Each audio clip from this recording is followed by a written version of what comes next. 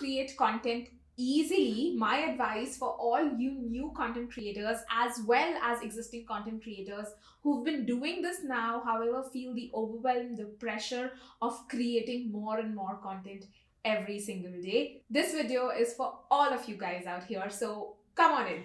Hi guys, I'm Tejal Chopra and welcome back to my channel. I'm super excited today to be recording this video as it's been really long.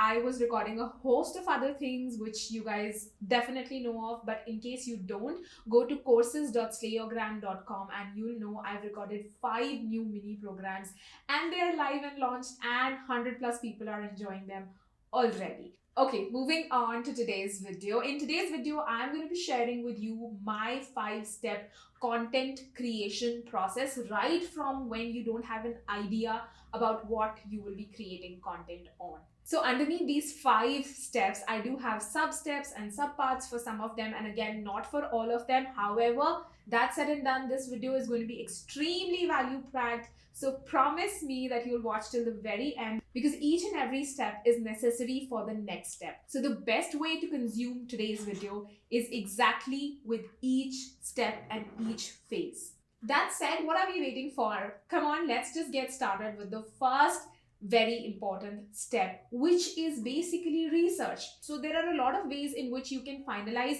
and narrow down the topics on which you need to and you want to create content on. Some of them being talking to your audience, getting to know their pain points, their problems they'd like your help on, going over to Google platforms, forums, Facebook groups, and all of these interesting places wherein your ideal consumers are sharing their problems and pain points, are asking for help. And of course, there are very interesting web portals as well that can help you in this direction. However, that said and done, I've done a detailed video on finding infinite content ideas for you. So go check it out. I am going to tag it here so that you can check it out now or later as per your convenience. But definitely that is going to route you into the right direction of where you can find content ideas for your business. Now, that is very important first step, which we have just covered. That is different places that you can go and research and find a lot of ideas and bring them here for the step 2.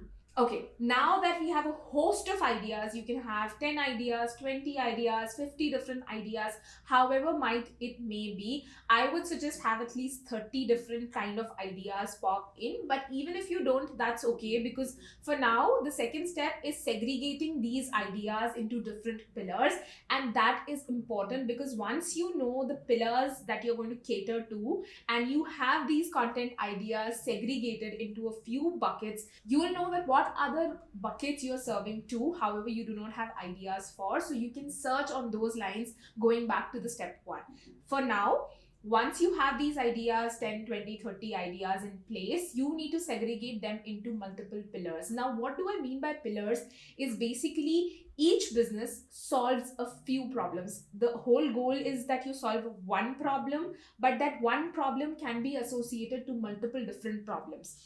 So whatever problems your business solves directly or is indirectly linked to will become one of your pillars. For example, for me, Instagram is one of my core content pillars, but with using Instagram as my core content pillar, scaling an online business is again associated to it. Other forms of digital marketing are associated to it. So all of these 3 have become my 3 different content pillars. Likewise, when I'm sharing my journey or sharing personal stuff or inspirational stuff as to what decisions I have made, what mistakes I've made, what things I want people to learn from and not repeat, all of this becomes another content pillar, which is more about the personal, motivational or inspirational side to my business.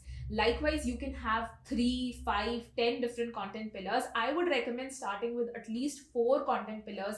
Always helps you, and you can bucket all of these content ideas that you collected in step 1 into these 4 different pillars. If you have more pillars, by all means go ahead and distribute them there, but it is important to have at least 4 different pillars, so you're not just talking about one thing only. Rather, you are catering to that one problem that you're solving for your client or customer from different angles via different pillars.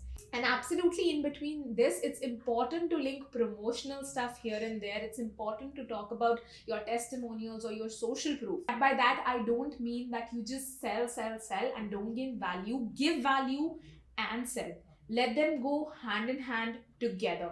A lot of your content pieces can involve both of these bits together. Some of them will, however, be purely value and not selling. And that's okay too, because it's important to keep a balance between the two and let it not be driven by just the promotional stuff. That is when your content does not respond. If your content is all about promoting yourself via different social media platforms or channels, whatever platforms you might be choosing to work on, if it's all about you, it's all about promotions, it is going to fail. That is the whole point of giving value for the most part and then integrating sales in a very easy and strategic manner. That is important. But when you are giving value, there's nothing wrong, absolutely nothing wrong in selling. So keep that in mind as well. That is how you need to have these separate content pillars to ensure that you're catering to multiple things, including promotion, sales, portfolio, personal stuff, and the different content pillars of educational aspect of your business or the problem that you're solving. Now that you've done the very important step one and step two, which is finding a lot of ideas and then bucketing them into different pillars, now we move to step three, which is making a content plan that is as per a calendar. It's very important that you create a calendar for your business and stick to it. And that is what you're going to do in this step three. So now that we're talking about making a plan for your content delivery, you need to know how many pieces of content do you need to push out every single week. A quick note for you here is that while it's true that every platform prefers that you post more pieces of content every single day or every single week, at the same time, it's very important that you understand that the quality of your content will always supersede the quantity of your content. That's correct. So it means that if you're pushing 10 pieces of content every week, however, the quality of them is low, they're not going to perform better in the short run as well as not going to give you desired results in the long run than if you're pushing lesser pieces of content, however, of very high quality. So I will urge you and encourage you here that you pick a frequency. That is, do you want to post one YouTube video per week or two YouTube videos per week or 5 Instagram posts every single week or 3 LinkedIn posts or articles every single week? Pick your frequency based on what you can consistently deliver with high quality. Ensure that you have all of these parameters in mind while you're picking up your frequency. And even if you want to test your frequency, that's okay, but be consistent with what you pick for at least a month. Otherwise you will not even know if that's working for you or not. And for most platforms with organic growth, I recommend that you play with it for at least 3 months before making huge changes in your strategies, because before 3 months you don't get to see qualitative results, because before that time period you won't be able to pin your finger and point to a specific result. You will only be able to see these results if they have been working for at least 1 to 3 months. 3 months is a good enough end of the spectrum here. So consider that and then make any strategic changes to your content or your scheduling. That's important. Now that I've stated that quick note for you, it's important that after you've picked your frequency, you create a content plan based on your frequency and the ideas that you've bucketed into different pillars. Now you go ahead and place them on your calendar as per what you'd like to post when. It's important that you have a clear outline of everything right in front of you, because now the next step, the step 4 here, will be content creation, and that too in batches. It's important to batch create content, and I'm going to come to that, but you won't be able to do that if you don't have a clear picture of how your next month is going to look content wise. So now if I'm publishing this video in January, I would urge and encourage you to go ahead, do this entire procedure for February and be free for the entire month, because your content will be created in batches and ready to go without you needing to record or create anything at the end moment. And that's the whole goal of making this content creation process easy peasy and quick, so that it takes away all the overwhelm from your life. Okay, moving on to the next piece, which is batch creation of your content. Now that you know what all you want to publish and post when, you have a clear outline of what all you need to create at your end, be it captions for your posts or descriptions for your YouTube videos or it's graphics that you need to create in Canva, or you need to have your designer create, or it's images that need to be edited, or it's videos or reels that you need to record. So whatever the type of content, you know now what is it that you need to do at your end in order to push this out and create this in batches. So that is what we're going to do. The first step that I want you to take now inside the batch creation aspect of things, is to lay down everything specifically. So pick up post one, write down everything that post one needs. If that's content for your graphics, write that down. If it's a carousel post, what all is needed, write that down. Even when it's a video, script out the bullet pointers so that you know what needs to go in there. And this is one step which is actually going to be a little time consuming, because you need to go into the grave details of each and every post and list down what all is needed for what.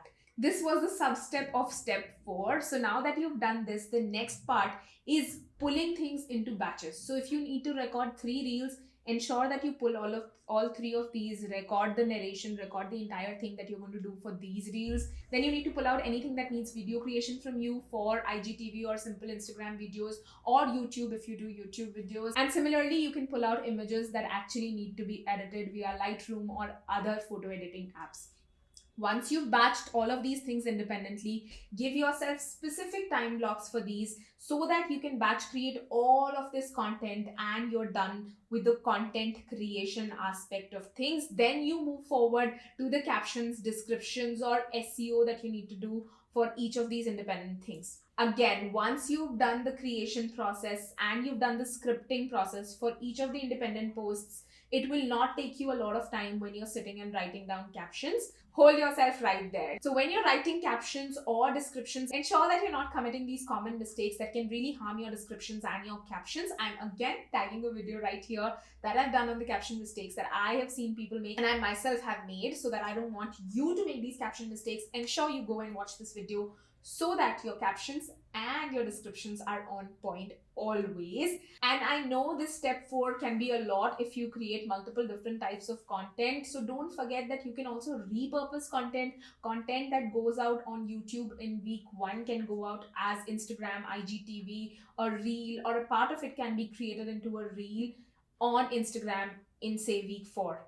So keep this in mind that you can always repurpose content, and also give yourself time and breathing space to record this content, because if you are on multiple platforms and you need to create multiple different types of content, give yourself at least 2 to 3 days to do this creatively, because content creation is a very creative process and you cannot push yourself to do everything for say 10 different platforms on one single day. If you're catering to just Instagram content for the next 30 days, you can do it in less than 3 hours only. However, if you need to record videos in bulk, if you need to do a lot of other stuff for different kind of social platforms, it's okay to give yourself time depending upon the number of pieces of content that you have to create, as well as the number of platforms you're catering to. Because with every new channel and every new type of content, it will take extra time for you. So be easy with yourself and give yourself time. But I will still suggest that time block everything, because oftentimes we waste a lot of time when we don't have a block in our mind that okay, this is the specific time that I'm going to create this video in, or this is a specific time I'm going to do this in. So try utilizing this technique of time blocking and doing every task within a specific and stipulated time, so that everything can be structured, creative, and at the same time it gives you more time to play with. Okay, now we are moving to the next step, which is relatively easy, which is scheduling all of this content. So now you have the creatives, you have the videos, you have the thumbnails, you have the reels, you have the graphics, you have everything you need, along with the interesting captions that you've written for your content. Now it's time to go to your scheduling platforms and go ahead and schedule all of this content, because this will create that breathing space for you for the rest of the month. You won't need to wake up and think, okay, today I want to post on Instagram, what should I say? No, it will all be created in a strategic way, planned for and scheduled to go. So it's very important that you schedule all of these pieces of content across on the right platforms, and be free of this thought lingering on your head that I need to create this today or I need to create this today. Rather, you can spend more time creatively gathering more ideas for the next month of content, and at the same time observing as to how your content pieces performed this month. So ensure that whenever anything goes out within the first 24 hours, within the 1 week of posting, what is the data saying? Have people liked it? Have people engaged with it? So ensure that you're working on the insights and you're testing every piece of content that's going out, because based on what is working for you and what's not working for you, you will include all of these insights into the next month's content planning when you sit and do that. So it's important that you're taking care and note of everything as to how it's performing currently, and that is what you can take care of and bring into the next month from here. So when you do this for February will give you a lot of insights so that you can take them and carry them to March, and March will perform even better for you like that. Every time you have to take a feedback from your audience as to how they are liking your content and what type of content are they most enjoying, to ensure that you build more on what they like and what they engage with than what you like. Sometimes you have to actually come from the perspective of the audience, because it's important to bring in what you like. However, it's more important to know what is it that they want from you. And with a great amalgamation of the two of these, you will hit the right spot. Okay, those were my 5 steps for you. A quick recap would be: A, research and collect all the different kinds of content ideas for your content calendar. Step 2 is segregating them into content pillars.